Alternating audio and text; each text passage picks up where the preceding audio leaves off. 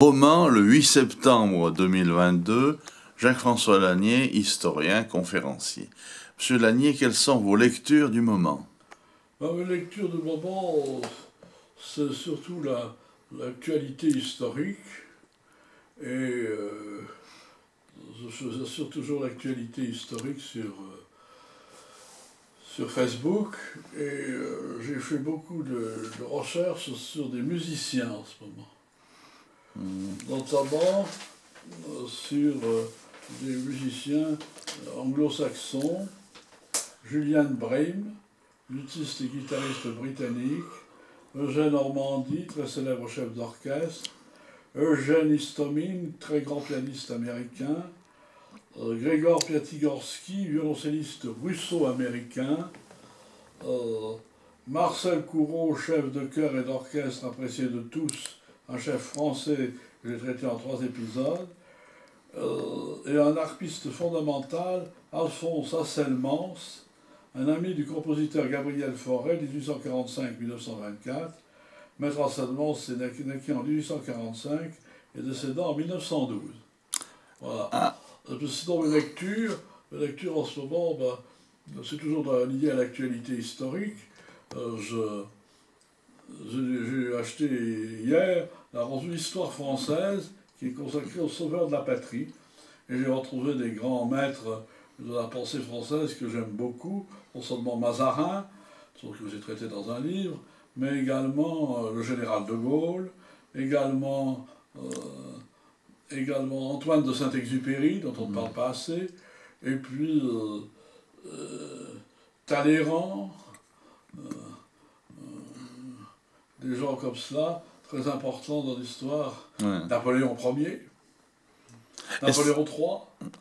Allez-vous écrire un livre pour l'année 2023?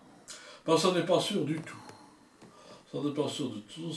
Je suis toujours en lien et en contact avec le professeur Jean Tullard de l'Institut, et je voudrais bien faire quelque chose sur sa houlette, sur sa direction, veux-je dire, sur Napoléon Ier. Mais je ne vois pas actuellement un sujet particulier. Voilà. Bon. Ce que j'ai simplement fait comme recherche récemment, vous me parliez de mes lectures, c'est dans la grande histoire de la Révolution française de Georges Sorigat, qui est paru en 1987. J'ai traité du dernier personnage de l'histoire française, qui était Adolphe Thiers. Et Adolphe Thiers, on ne connaît pas assez.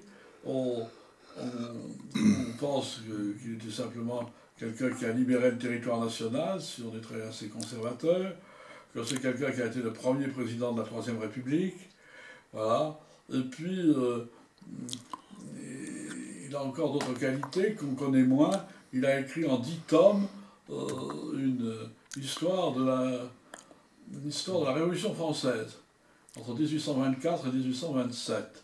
Et c'était vraiment, il était un conservateur mais qui trouvait des qualités aux révolutionnaires. Très bien. Et puis, il faut pas oublier que Adolphe Thiers, certains omettent parfois pas de souligner, a été quand même l'exterminateur de 40 000 communards.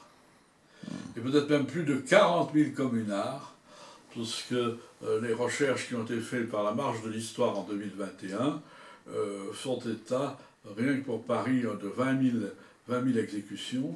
Et en plus, la Marche de l'Histoire souligne ce qu'on appelle les communards de province, où il y a eu encore des morts. Et j'ai relu avec plaisir un livre d'Alain Decaux sur Blanqui qui a joué un rôle dans ces communes de province.